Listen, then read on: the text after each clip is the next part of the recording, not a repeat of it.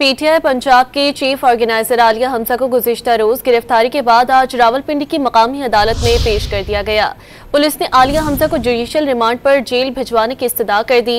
अदालत ने पुलिस की इस्तदा पर समाअत मुकम्मल करके फैसला महफूज कर लिया। मजीद जानते हैं डॉन न्यूज के नुमाइंदे ताहिर नसीर से। ताहिर नसीर, फैसला महफूज कर लिया गया है, मजीद क्या तफसीलात हैं?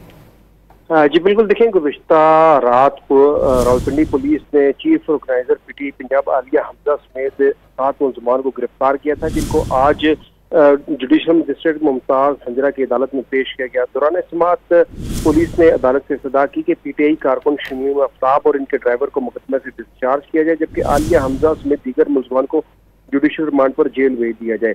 ताहम जो पीटीआई के वकील थे उन्होंने जुडिशल रिमांड की मुखालफत करते हुए इस्तदा की कि तमाम मुकदमात में लगी दफात काबिल जमानत है और ना तो इन मुलजमान ने तोड़ फोड़ की है, ना ही रोड ब्लॉक किया है। पुलिस सिर्फ सियासी इंतकाम का निशाना बनाने के लिए मुकदमा दर्ज कर रहे थे। हम अदालत ने दलाइल सुनने के बाद फैसला महफूज कर लिया है और कुछ ही देर बाद फैसला सुनाए जाने का इम्कान है। जी ताहिर, तफसीलात से आपने आगाह किया, शुक्रिया।